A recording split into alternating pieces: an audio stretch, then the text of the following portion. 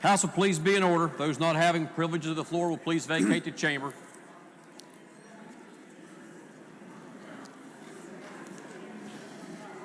Next bill on second reading. House Bill 3020, relating to sole source contracts for goods and services with nonprofit corporations affiliated with the respective education institutions. Are there amendments? Bill will be advanced. Committee substitute for House Bill 3021, relating to the disposition of permit fees, registration fees, and civil penalties imposed against thoroughbred horse racing licensees. Are there amendments? Bill will be advanced. House Bill 3044, requiring the Commissioner of Highways to develop a formula for allocating road funds. Are there amendments? Delegate Summers moves to amend the bill. This is HFA Summers 2-25, number 1. Does the lady from the 49th Delegate Summers wish to explain the amendment?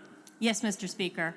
The purpose of this bill is to require the Commissioner of Highways to develop a formula for allocating road funds among districts. What I did in my amendment, the bill, when it lays out the formula for allocation of funds, it talks about different criteria.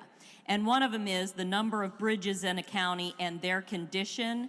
And another line says the number of total lane miles in the county. And all I did was add 3 words that say "and their condition," because I think the lane miles, we need to take into regards the condition of those as well. So I urge adoption. The question for the House is adoption of the amendment as just explained by the lady from the 49th. Are the members who wish to speak to the amendment? Gentleman from the 34th Delegate Boggs. Lady yield for a question. Lady does yield. Yes. To my friend, the Majority Leader, you and I had this discussion, and this might pertain maybe not to your amendment, but to the bill, but I'm assuming that this amendment and the bill as well is not intended to reduce the number of divisions of highways workers. This is merely to get a better handle on projects that have not been completed from the previous year. Is that correct? Actually, I think you are referring to House Bill 2011. This one is House Bill 3044, which just deals with a funding formula. Okay, this is the formula bill. I stand corrected. Thank you. Okay, thank you. Are there other members who wish to speak to the adoption of the amendment? If not, the question before the House is the adoption of the amendment as explained by the lady from the 49th. Those in favor will say aye. Those opposed will say no.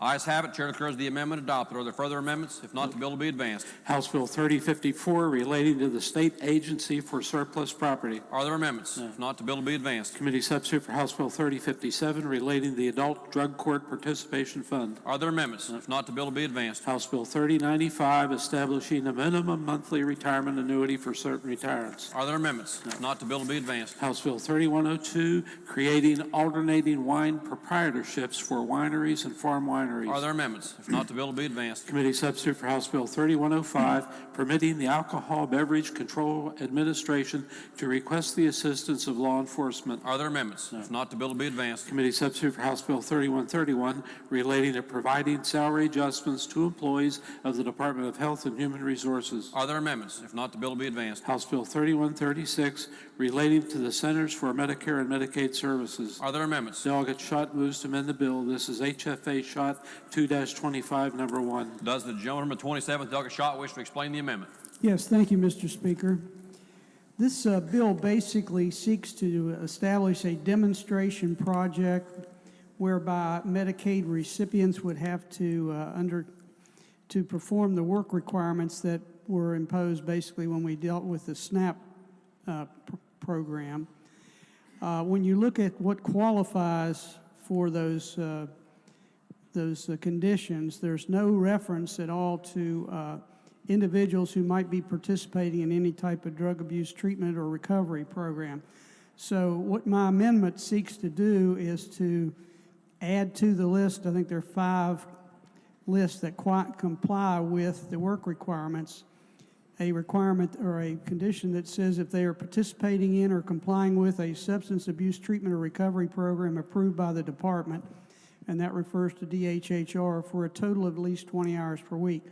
The purpose of this amendment is to not discourage individuals who are participating in one of these recovery or drug treatment programs from continuing to participate if that participation would cost them their Medicaid benefits. Many of these individuals need those benefits while they're participating in the program and have no means by which to purchase insurance on their own.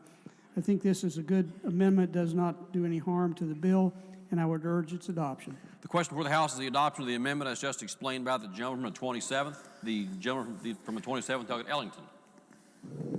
Thank you, Mr. Speaker. I would urge support for the gentleman's amendment. In the Medicaid waiver application, different criteria would be recommended. This would just strengthen that, and this was one of the things that would be included in it, so I would urge support for that. Thank you, Speaker. The gentleman from the 37th, are there other members who wish to speak to the adoption of the amendment? If not, the question before the House is the adoption of the amendment as explained by the gentleman from the 27th, Delegate Schott. Those in favor will say aye. Any opposed will say no. Ayes have it. Chair declares the amendment adopted. Are there further amendments? If not, the bill will be advanced. House Bill 3137, relating to the Personal Income Tax Fund. Are there amendments? Delegates Householder and Linville move to amend the bill. This is HFA Householder and Linville 2-25, number 1. Does the gentleman from the 64th, Delegate Householder, wish to explain the amendment? Thank you, Mr. Speaker. The bill reduces the percentage in each bracket by 0.5%, but it does not correspondingly reduce the minimum tax for the next bracket. So the amendment reduces the minimum taxes for each bracket. And also, the amendment also ensures that when $200 million is in the fund at the end of one fiscal year, that same $200 million is not counted again when determining how much is in the fund at the end of the next fiscal year. I urge adoption. The question before the House is the adoption of the amendment as just explained by the gentleman from the 64th. The gentleman from the 36th, Delegate Rowe. Would the gentleman yield for a question? Does this have the effect of even further lowering the tax No. by changing the amendment? No, it's a technical correction because when we presented the bill in finance, we did not have the corresponding half percent reduction on the other side. And that's why this is just a technical cleanup. If you saw, the personal income tax brackets are at the beginning of the bill, and then at the end of the bill, it did not show the half percent reduction. Oh, I see. So it's technical to make Exactly. it consistent. Okay, Yes. but still, it would lower the income tax rates by, is it a half or a quarter? 0.5%. 0.5%, and it's anticipated that would be a reduction of $200 million? There is a reduction once the fund sees $200 million. So if it takes 4, 5, 10, 15 years, once that fund sees $200 million, then it reduces the amount by $200 million. $200 million, and that's just one-time money, One right? time, that's correct. Okay, and then the next year, we'd have to come up with the $200 million? Not necessarily. money. If the fund, once again, the fund is looking to see another trigger to happen, and that will not happen until the fund sees $200 million. So if we had a second trigger in the second year, then the following year, if we didn't have a trigger, we would need $400 million? I seriously doubt that you would have a trigger on the second year. It's going to take, 5, 10 years plus to even accumulate $200 million into this fund. But if you have a second trigger at whatever year. At whatever year, it would then you would reduce- need to come up with $400 million the next year. No, it would just reduce personal income tax by another 0.5%. Right, but you'd have the original $200 million to cover. That's correct. And then you'd have another $200 million to cover. That would be $400 total. That's correct. It'd be Because we 1%. would have dropped full percent. That's correct. And is there any difference in the amounts that are, in other words, rich people get a 0.5% off and poor people get a 0.5% off? Yeah, we're taking a It's the 0.5% off of each bracket. Okay, so the lowest bracket would get a 0.5%. Exactly. Perhaps, and if they didn't have to file, if they were under 20,000 or something, they wouldn't get any benefit from the bill. Exactly. Okay, thank you, sir. The gentleman from the 16th, Doug Linville. Thank you, Mr. Speaker. Just in regards to this, the first portion of this amendment is simply because there are 4 tables listed in this bill wherein it lists, we have a graduated tax system. And the first line item there is generally not over $10,000. You have a 2% taxable income or whatever percent. I'm on page 5 in this particular instance. Over $10,000, but not over $25,000. The idea here is that we have a 2% taxable amount on the first $10,000. Thereafter, it moves to, as a for instance, 3%. At the next bracket, 3.5%, so on and so forth. And so this is designed so that there is not essentially a cliff in which If you made $9,999, you were at a 2% figure, but then if you went to a $10,001, your entire amount was not at, as a, for instance, 3%. And so that is why this is essentially technical in nature. To the second concern from the gentleman from the 36th point, the idea behind this $200,000 or $200 million in this fund is that the next year, if we do reduce personal income taxes by 0.5%, there must be $200 million in this fund because currently that's worth about $200 million in total. And if in the next year that fund drops, it must reach that $200 million mark again. If it was a total loss, then you would lose an entire $200 million, and therefore you could not cut taxes any further and potentially would have to return them. But if it was at like $150 million remaining in that fund after the next year, either one of two things is going to happen. That fund is going to, over the years, continue to drop, or it's going to go back up, which makes this essentially a brilliant idea as to how to do this. And to the second point from the gentleman from the 36, there is a point at which, because of our graduated tax system, that eventually someone would not have to pay any taxes whatsoever if they were below $10,000. The next would be if they were below $25,000, so on and so forth. And so the idea behind this is that actually those on the lower ends eventually could have a 0% tax, personal income tax from the state of West Virginia. So it actually disproportionately would benefit those at the lower end of the scale first, while a tax burden would continue to be on those above that. And so therefore, I urge adoption of the amendment and eventually adoption of the bill. Thank you. The gentleman, the 67th, Douglas Doyle. Would the gentleman yield? Gentleman, the 16th does yield. Thank you, Mr. Speaker. Thank you, sir. And not to confuse the issue, but I'm reading through here and I see some reference to the lottery fund in your amendment. I wonder if you'd explain that. That was included in the bill in and of itself. The only changes in this amendment, while it is an overall strike and insert, that was done because it would be very difficult to describe the changes to 4 different tables which were in the bill. So you're saying there is no change from the bill itself, the language in the bill itself on lottery, and in your strike and insert amendment? that is my understanding, sir, yes. Mr. Speaker, I wonder if we'd have affirmation of that from the finance chair. Does Finance Chairman yield? Yeah, thanks to the gentleman from the 16th for his explanation there. No, this is not a strike and insert. This is just a floor amendment. And remember, all we're doing is doing technical cleanup on the half percent. Sir, I heard your explanation and I believe you, but I'm just reading down through here and seeing that this is your amendment, and I just thought I'd get it cleared up. All right, thank you, sir. Thank you.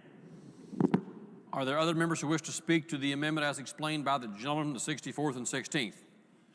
If not, the question before the House is the adoption of the amendment. Those in favor will say aye. Aye. Those opposed will say no. The ayes have it. Chair declares the amendment adopted. Are there further amendments? If not, the bill will be advanced. House Bill 3139 relating to funding of the Public Employees Health Insurance Program. Are there amendments? Delegate Householder moves to amend the bill. This is HFA Householder 2-25. Does the gentleman, the 64th, wish to explain the amendment? Yes, thank you, Mr. Speaker. Ladies and gentlemen, during the committee meeting, there was a concern that the new rainy day fee must be assessed against PEIA employers who are not state agencies or county boards of education. Basically, the amendment clarifies that the fee is to be assessed only upon employers who are the state of West Virginia, its boards, agencies, commissions, departments, institutions, or spending units, or a county board of education. I urge adoption. Question before the House is the adoption of the amendment as just explained by the gentleman, the 64th. Are there members who wish to speak to the amendment? If not, those in favor of the amendment will say aye. Any opposed will say nay. Ayes have it. Chair declares the amendment adopted. Are there further amendments? Delegate Bates moves to amend the bill. This is HFA Bates 2-25. Does the gentleman, the 30th, wish to explain the amendment? Gentleman may proceed. Thank you, Mr. Speaker. The purpose of my amendment is to fix PEIA. Specifically, it incorporates the findings and recommendations of the PEIA task force that I, along with you, Mr. Speaker, and the former finance chair, the gentleman from Kanawha, were appointed to by this body. Specifically, it does 4 things. It requires that the PEI Finance Board incorporate anticipated growth in medical inflation into the estimate it uses in its 5-year funding model. It requires the governor to use and incorporate these estimates into its October 15th revenue letter to PEIA. It establishes a firm and timely deadline for funding of these needs by the legislature and establishes a fair standard for application of the 80-20 rule and flexibility for the PEIA Finance Board establishing premiums, deductibles, co-pays and benefit levels. I ask for the yeas and nays and the right to close. Thank you, Mr. Speaker. The question before the House is the adoption of the amendment as just explained by the gentleman at 30th. The gentleman at 64th, Douglas Householder. Thank you, Mr. Speaker. Ladies and gentlemen, I'm going to urge rejection of the gentleman's amendment. There hasn't been any recommendations yet from the PEI task force. The gentleman's amendment, what his amendment will do, it freezes the aggregate of all employees' premiums and cost sharing forever. So just so you know that, it freezes the PEI premiums forever.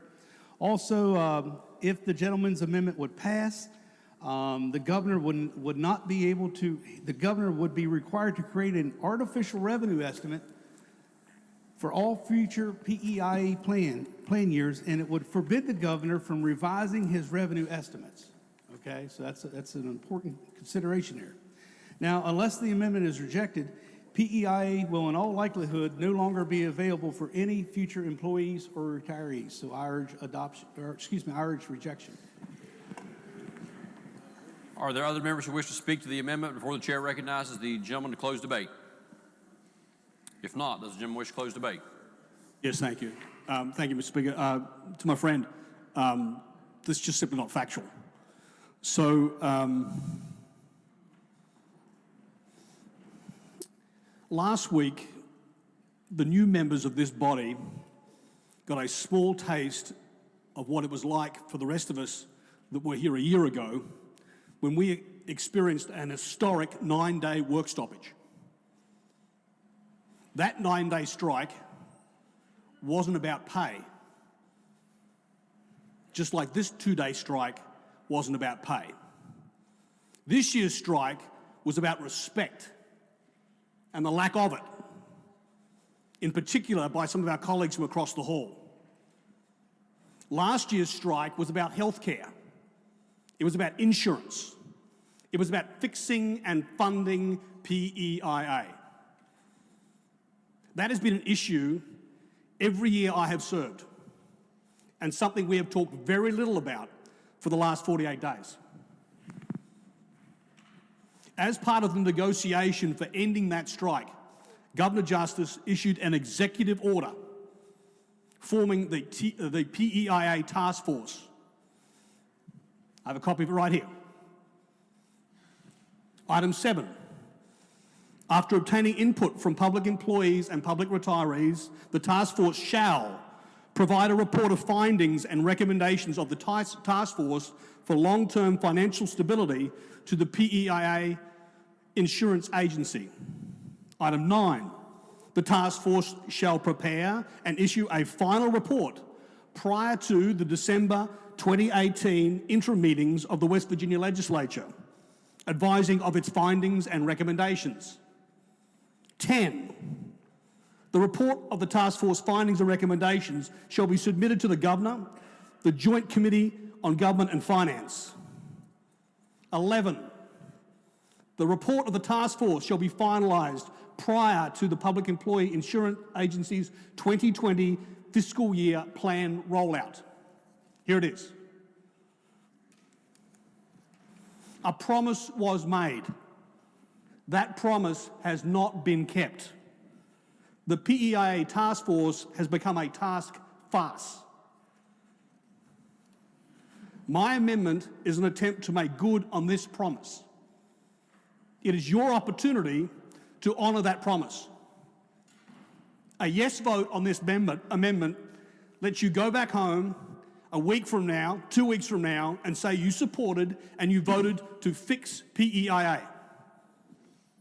A no vote says that you had the opportunity and didn't.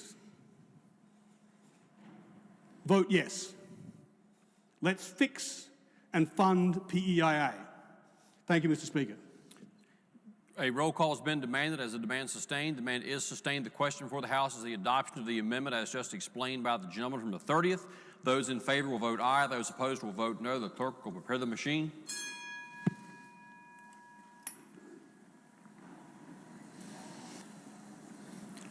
Has every member voted? If so, the clerk will close the machine and ascertain the result. On this question, there are 42 ayes, 56 nays, 2 members absent not voting. Less than a majority present having voted in the affirmative, chair declares the amendment lost. Are there further amendments? If not, the bill will be advanced. Next bill on second reading. House Bill 3140 relating to the Division of Natural Resources Infrastructure. Are there amendments? Delegate Anderson moves to amend the bill. This is HFA Anderson 2-25, number 1. Does the gentleman, the 8th, Delegate Anderson, wish to explain the amendment? Yes, Mr. Speaker. Gentleman may proceed. Thank you, Mr. Speaker.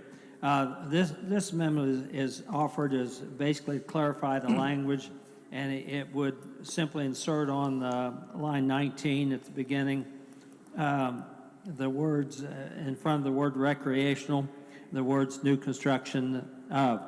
It simply clarifies the intent of this legislation. Thank you, Mr. Speaker. I ask for its adoption.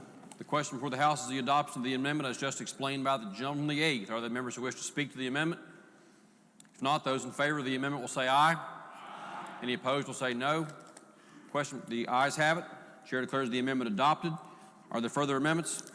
If not, the bill will be advanced. House Bill 3141 requiring Capitol Building Commission authorization for certain renovations. Are there amendments? The bill will be advanced. House Bill 3143 relating to requirements for consumer loans in West Virginia. Are there amendments? No. If not, the bill will be advanced. House Bill 3145 relating to student financial aid resources. Are there amendments? Delegate Storch moves to amend the bill. This is HFA Storch 2-25, number 1. Does the lady from the 3rd, Delegate Storch, wish to explain the amendment? Thank you, Mr. Speaker. So this is a pretty simple amendment that we passed through this body about a week ago, a little over a week ago. It adds 10 words to the bill in different places. They are the words music education, so that the Underwood Smith Scholarship Fund would be available to students that are studying math, science, special education, and music education. Again, because I believe that music education is math. Thank you, Mr. Speaker. The question before the House is the adoption of the amendment as just explained by the lady from the 3rd, the gentleman from the 48th, Delegate Hamrick. Thank you, Mr. Speaker. The purpose of this bill is to take care of teaching shortages in areas of geographic need.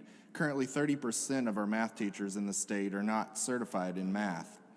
So it's not that we have a shortage, or it's not that we don't need music teachers, but this bill is designed to address the areas currently of the highest need.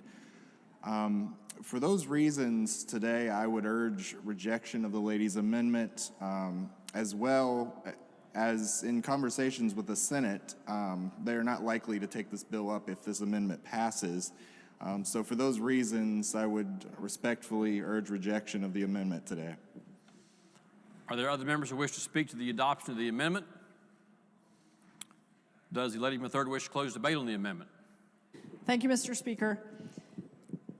West Virginia already has a scholarship fund for students interested in STEM fields. West Virginia Engineering, Science, and Technology Scholarship Fund program is a student financial aid program designed to enable and encourage academically talented individuals to pursue careers in the fields of engineering, science, and technology.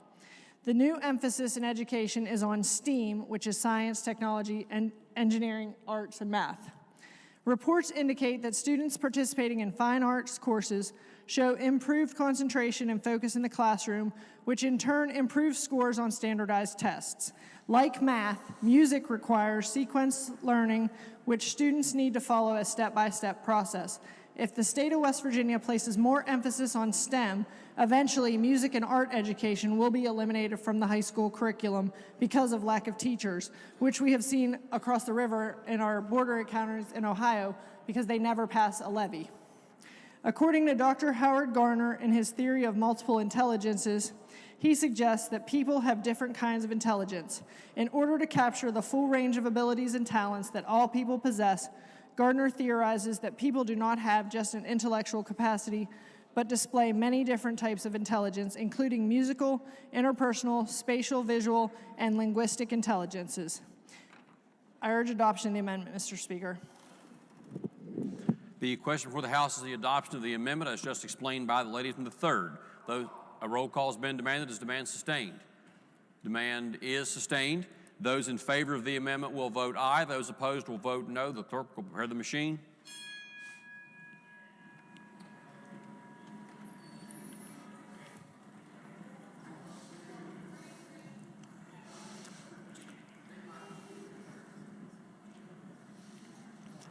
Has every member voted?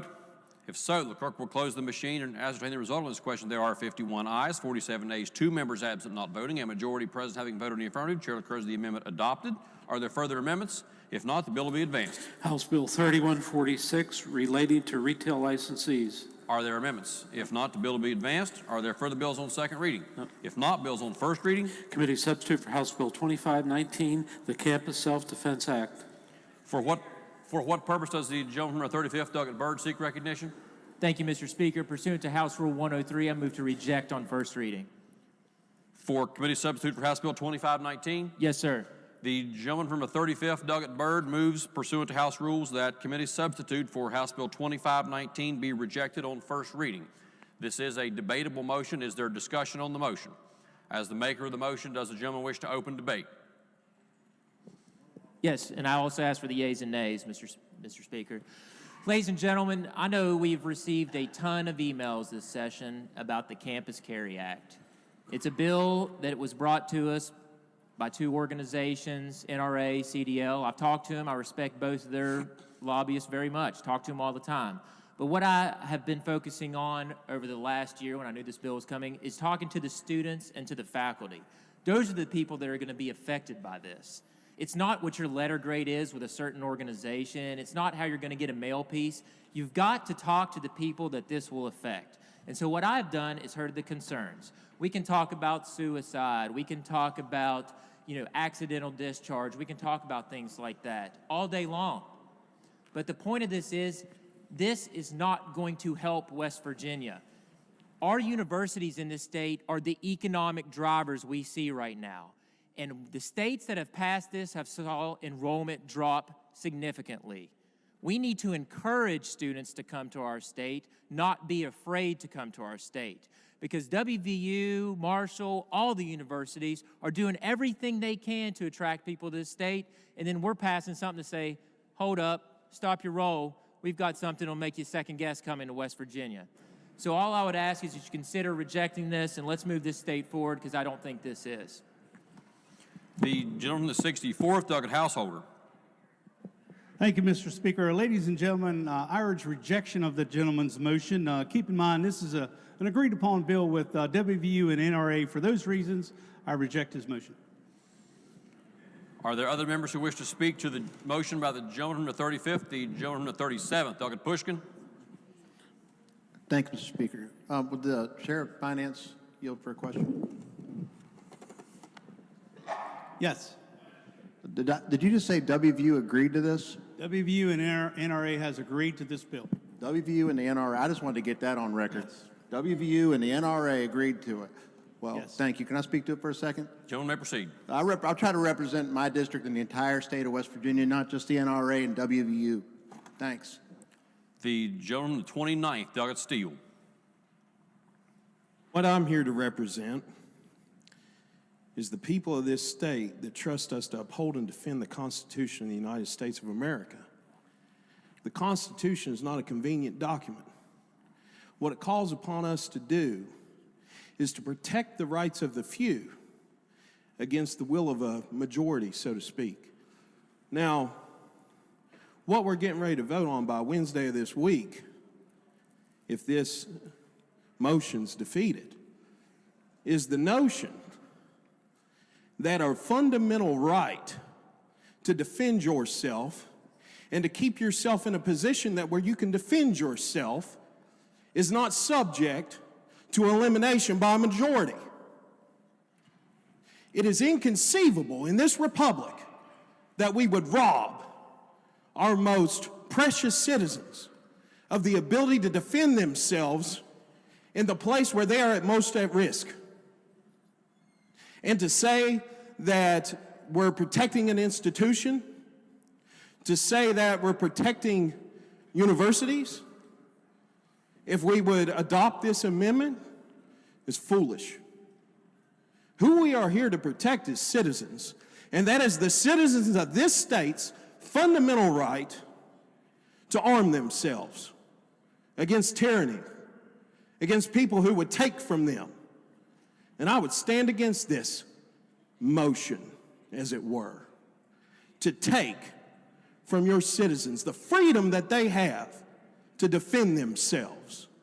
I urge every Constitution-loving legislature in this body to reject this amendment outright right now, because it is nothing more than a power grab to take away from the people that we were sent here to defend. Thank you, Mr. Speaker.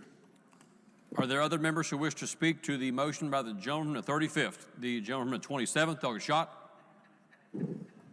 Thank you, Mr. Speaker. I don't think there's any secret where I stand on this. The institutions in Mercer County are adamantly opposed to this. Both of them are on the verge of financial ruin as a result of the many cuts that we've imposed. One of them has a large contingent of foreign students, and I've been told that the entity that basically funnels those students to the college has made it clear that there will be no more international students if this bill passes. I'm going to challenge the categorization that this is an agreed-to bill. And I'll use this analogy. I want you to assume that you're walking down a dark alley, and those people that normally are with you are nowhere to be found, and someone comes up to you and points a gun at your head and says, "I'm going to shoot you." You can either take it between the eyes or in the stomach, where you might have a chance to survive. One way or the other, you're going to be shot. And that's basically the agreement that was worked out with WVU. They were either going to get a bill forced down their throat or something less chokeable, so to speak. But there's no agreement here. There's a gun to the head, and that's no pun intended. WVU was forced into this arrangement. And by the way, have you heard about any other institution that was even consulted about this bill? I can tell you the institutions down in my part of the state were not consulted, were not negotiated.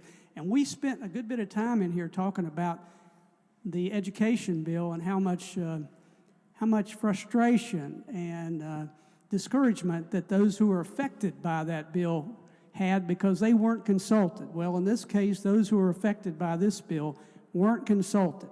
WVU took a neutral position, and that's the best they could say because they had a gun to their head. But none of the other institutions had any opportunity to participate, and they're all going to suffer as a result if this bill is passed. I urge that we adopt the gentleman's motion. The gentleman, the 66th, Douglas Espinoza. Thank you, Mr. Speaker. A point of inquiry. Gentleman may proceed. A green vote, provided that this is roll called, a green vote would reject the bill. Is that correct? Gentleman is correct. A red vote would allow this bill to proceed to second reading tomorrow. Is that correct? Gentleman is correct. Thank you. The gentleman, the 62nd, Douglas Bibby. Thank you, Mr. Speaker. I just want to add to my two colleagues who speak in favor of the bill and against the motion we're discussing right now. Remind everybody that we're talking about the most law-abiding citizens will be allowed to carry firearms. People will have to do the qualifications, get the background check, and are the most law-abiding in our state, if not in our nation. We need this bill. This is a constitutional right, and to deny that to our citizens is incomprehensible to anybody who respects our Constitution and our Second Amendment. So I would urge everyone to reject the motion from the gentleman so that we can move on and get this bill through. Thank you. The lady from the 51st, Dr. Fleischauer. Thank you, Mr. Speaker. There seem to be a lot of people professing absolute knowledge about the Constitution here, but there are always exceptions to every rule, including all of the 10 amendments to the first 10 amendments. For example, you are not allowed to say fire in a crowded theater when there is no fire. There is a limitation on the First Amendment. And there are also limitations on the Second Amendment. For example, we have laws, the Violence Against Women Act allows guns to be taken away from people when they're found to have threatened victims and threatened their lives. And those laws have long been in effect, and they are foundational to those of us who worry about attacks. In addition, there's a case called District of Columbia v. Heller. The majority decision was written by Justice Antonin Scalia, and the holding in that case, he found that the D.C. ordinance about gun control was, they overturned it based on the Second Amendment. However, he noted that the Second Amendment does not cast doubt on the validity of laws forbidding the carrying of firearms in sensitive places such as schools. That is expressly permitted by this U.S. Supreme Court decision. And we are talking about our children. We're talking about, in my town, there are people that are 14, 15, and 16 years old that attend colleges. We are talking about sending our children to places where their parents cannot guide them. And we are talking about suicide, because that has happened, and when it's easier access to guns will lead to a greater risk of suicide. I support the gentleman's amendment and all these arguments about Second Amendment being absolute, being more important than anything else in the Constitution, such as life, liberty, and happiness, for example. You can't have any of those when you're dead. They are wrong constitutionally. Thank you, Mr. Speaker. The gentleman from the 25th, Douglas Painter. Thank you, Mr. Speaker. Oh, I could go on all day about this, but I'm going to keep it fairly short as usual. I'm hearing a lot of arguments, but the one that got me the most is, instead of taking one to the chest or the gut, no, I'd like to offer a third alternative. I'd like to exercise my Second Amendment rights and have a fighting chance. Where I come from, we don't lay down, we stand up and fight. And I would like to say our Second Amendment and our right to defend ourselves are not negotiable. Thank you. The gentleman from the first, Douglas McGeehan. Thank you, Mr. Speaker. If you're a chair of a major committee and you are so opposed to a bill, you are so opposed to the morality and the detriment and the damage of a bill, why would you put it on your committee's agenda? Why would you not just do the manly thing and resign?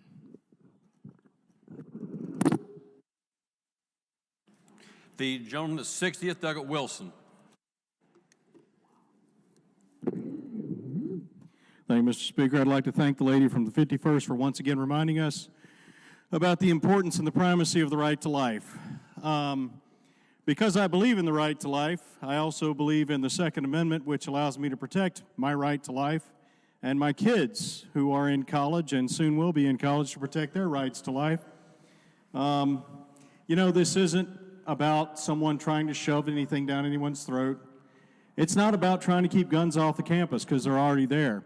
And I know a little bit about the bad guy psychology, if I may. I know a little bit about it because I've spent about 20 years of my life countering it. And what I will tell you is, anytime you put up a sign that says gun-free zone, what the bad guys read is target-rich environment. Plenty of targets there to engage, nobody to protect them, okay? So that's what we're really talking about here. So if you allow responsible adult students, law-abiding, responsible adult students to, if you do not allow them to protect themselves and their neighbors, when a bad guy shows up in that target-rich environment, then you are denying them their right to life. You are dooming them to be victims. That's what's going on here. Speaking of victims, allow me just a moment. I beg your indulgence. I have 6 daughters. I'm pretty fond of each one of them. And I would like for them to be able to defend themselves when a bad guy comes along and wants to do things to them they don't like. As a matter of fact, most of my older daughters are pretty expert with a handgun, and actually my wife trained them. She's a better shot than I am. So I'd like to read this quick letter, if you don't mind, to the members of the West Virginia House of Delegates. When asked to describe myself, I tell people I'm a passionate and vibrant graduate of Florida State University. I'm a loving and nurturing sister, daughter, and partner, as well as a volunteer court-appointed advocate for children in foster care. I'm also a survivor of rape, a crime that happened to me on my own college campus. I'm astonished how a few moments from one night could completely change a person's life. For me, that night was November 13th, 2014. In those early morning hours, a man viciously attacked me on the way back to my parking garage on campus where I had forgotten something in my car. I had pepper spray, but he had a knife. And the moment he pulled it out, I knew my fight was over. In the painful moments following the rape, I promised myself I would never be a victim again. In keeping my promise, I delved into learning about self-defense and spent thousands of hours training. What my commitment to self-preservation taught me as a 5'5" woman is that a firearm is the best tool that I have for self-defense. You all know the old saying, right? God created man, but Sam Colt made him equal. What my commitment to self-preservation taught me is the best tool I have for self-defense against a much larger and stronger predator like the 6-foot man who raped me. Had I been armed with my firearm on the night that stole so much from me, I am confident things would have happened differently. The premise that campus carry makes colleges less safe than they currently are is unfounded. Campuses are already unsafe. In 2017, WVU reported 13 rapes on campus. If WVU is anything like my alma mater, FSU, and is not an exception to statistics of sexual assault on campuses, it's not, then I guarantee you their Victims Advocate office saw more than 13 victims of sexual assault. These statistics would hold true for any college or university in West Virginia, Florida, or otherwise. In fact, statistics show that 1 in 5 women will be raped while attending college. Research shows that concealed carry is an effective means of self-defense to combat violent crime, and it also reflects that campus carry is safe. According to one survey conducted by the Crime Prevention Research Center, an estimated number of up to 2.5 million people legally use their guns in self-defense, most never even having to fire their weapon. Florida Department of Law Enforcement and Texas' equivalent both gather statistics on concealed carry in each of their respective states. Both show similar numbers that prove that concealed carry license holders are about 5.5 times less likely to commit a violent crime than the general public. These numbers would likely hold true in West Virginia as well. As far as campus carry safety is concerned, as of spring 2018, more than 333 U.S. college campuses allow campus carry. Not a single one of those campuses have reported a death, assault, or suicide. The only reason government exists, it only has one reason.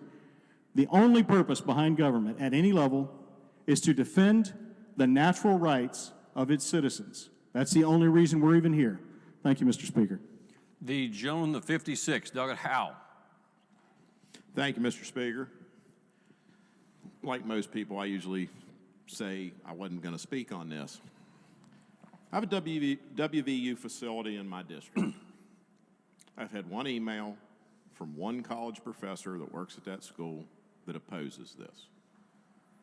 But I've been contacted by many students saying, we would like to carry, we would like to be able to defend ourselves. And I represent my constituents. And the majority of my constituents want to defend themselves. But what I wanted to read is we talk about the Second Amendment to the United States, keep and bear arms, but West Virginia says it a little better. 3-22, the right to keep and bear arms. A person has the right to keep and bear arms for defense of self, family, home, state, and for lawful hunting and recreational use. The very first thing in our right to bear arms is defense of self. And that's exactly what we're talking about here today. This bill is for defense of self. We took an oath to the Constitution.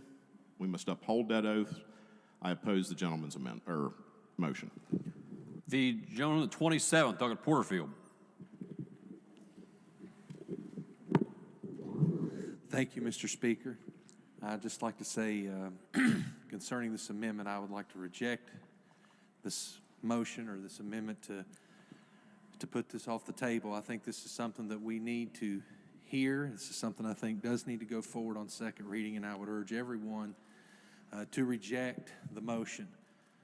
Also, the chairman, my teammate from the 27th District, I'd just like to tell you as adamantly you are opposed to this, I just thank you so much for putting that in your committee, even though you weren't for it. Took a lot of integrity. It's a definition of what a man does to make sure that the voice of the people can be heard. And I just want to thank you for that. And I utterly urge rejection of the motion. Thank you. The gentleman, the 15th, Douglas Foster. Thank you, Mr. Speaker. I wanted to stand to speak on this for one reason, one alone. The gentleman from the first made statements about the chairman that I believe are inappropriate and shouldn't be done on this floor. It's something that we specifically attack a member over a disagreement. I just don't think that should happen. What we're here to do is disagree. Obviously, I disagree with the gentleman from 27th on the motion, the 35th from the motion, and I believe it should be rejected. But at the same time, we shouldn't specifically attack somebody just because of their opinions on a motion. I, in fact, respect the gentleman from 27th from allowing this to run, even though he was opposed to it. Thank you. Are there other members who wish to speak to the motion before the chair recognizes the gentleman from the 35th to close debate? If not, the gentleman from the 35th, Douglas Byrd, to close debate on the motion. Thank you, Mr. Speaker. Just very briefly, the lady from the 51st kind of stole my thunder, but it's kind of funny what she talked about, a very, very conservative Supreme Court justice that said nothing in our opinion should be taken to cast doubt on the long-standing prohibitions on the possession of firearms or laws forbidding the carrying of firearms in sensitive places such as schools. That is a conservative justice saying that, a conservative justice. So the arguments that, oh, we're infringing upon the Constitution, you got your own conservative justice here saying, no, that's not the case. And so this bill right here doesn't, if we reject it, that's not taking guns. That's what we see all the time in the news. Oh, this bill, if it's rejected, you're taking my guns away from me. Nobody's taking guns here. And so I hope that the gentleman from the 29th knows that that's not what's going on here. And the other thing is, we're talking about the students. And I keep hearing law-abiding citizens. Well, I know that each and every one of you know how college kids act. You know the maturity levels of them. You know the emotions that run through them, going through relationship problems, getting bad grades. You know the mentality of them. This isn't about whether they're law-abiding citizens. This is about their safety. So I would urge adoption of my motion. The question before the House is the adoption of the motion by the gentleman from the 35th. A roll call has been demanded. Is the demand sustained? The demand is sustained. The question before the House is, shall the bill be rejected? The question before the House is, shall the bill be rejected? Those in favor will vote aye. Those opposed will vote no. The clerk will prepare the machine.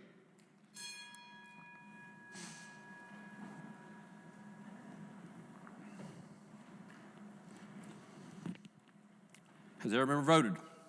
If so, the clerk will close the machine and ascertain the result. On this question, there are 36 ayes, 61 nays, 3 members absent, not voting, less than a majority in favor. Chair declares the motion lost. Clerk will read the bill, or the bill will be advanced to second reading. Next bill on first reading. House Bill 3142, relating to reducing the severance tax on thermal or steam coal. Bill will be advanced. House Bill 3144, North Central Appalachian Coal Severance Tax Rebate Act. Bill will be advanced. Are there further bills on first reading? If not, is there objection to returning to the third order of business for purposes of receiving committee reports? Chair hears no objection. Are there committee reports?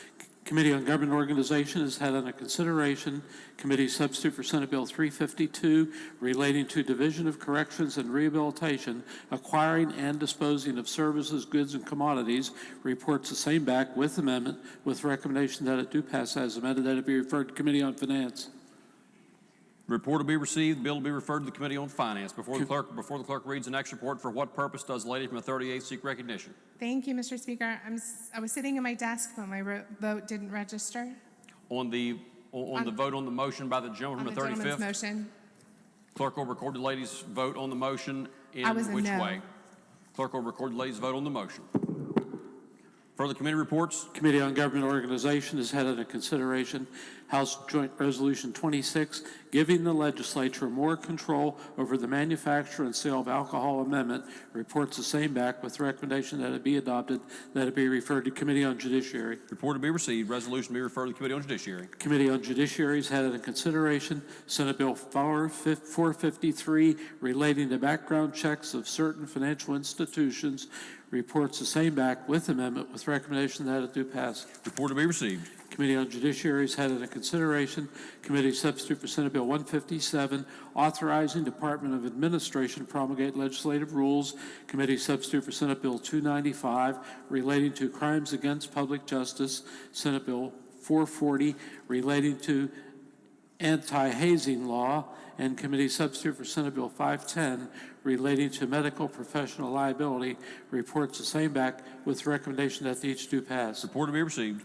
Your Joint Committee on Enrolled Bills has examined, found truly enrolled, and on the 25th of February 2019, presented to His Excellency the Governor for his action. Committee substitute for Senate Bill 61, adding certain crimes for which prosecutor may apply for wiretap, and Senate Bill 377, relating to minimum wage and maximum hour standards. Report to be received. Are there further reports to stand in committees? If not, leaves of absence. Lady from the 49th. None. Introduction to guests.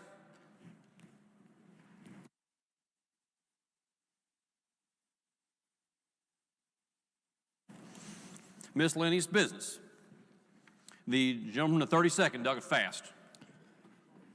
Thank you, Mr. Speaker. I would ask that the comments and the question posed by delegate from the 15th, I believe, Delegate Foster, on miscellaneous business Friday, February 22nd, be printed in the appendix of the journal.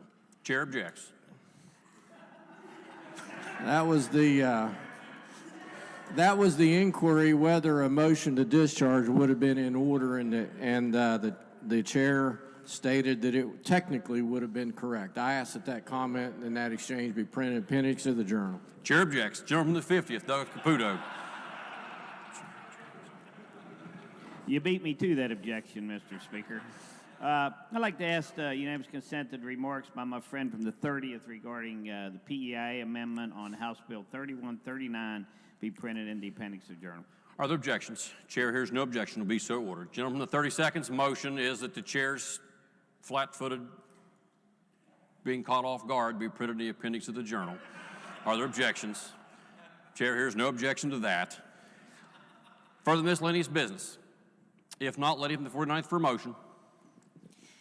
Thank you, Mr. Speaker. I move, subject to announcements, that the House adjourn until 9 a.m. Tuesday, February 26th. The lady from the 49th moves that, subject to announcements, the House stand adjourned until 9 a.m. on tomorrow, Tuesday, February 26th. Are there announcements? Yes.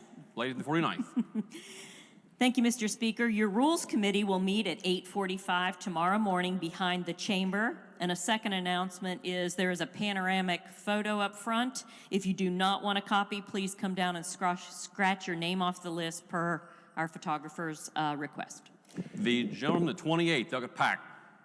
Thank you, Mr. Speaker. Republican members of the House will caucus here in the chamber in the morning at 8:15 a.m. The gentleman, the 10th, Doug Chris. Thank you, Mr. Speaker. Your Republican members of the caucus for the Finance Committee will meet in the chairman's office at 8:30 in the morning. Thank you. The gentleman, the 13th, Doug Cadle. Thank you, Mr. Speaker. Your Agriculture and Natural Resources Committee will try to meet tomorrow evening at 7 p.m. if we're not here. So stay tuned. The agenda has been posted. Thank you, Mr. Speaker. Are there further announcements? If not, the question before the House is a motion by the lady from the 49th that the House stand adjourned until 9 a.m. tomorrow morning. Those in favor will say aye. Those opposed will say no. Ayes have it, and the motion is adopted. The House is adjourned until 9 a.m. tomorrow.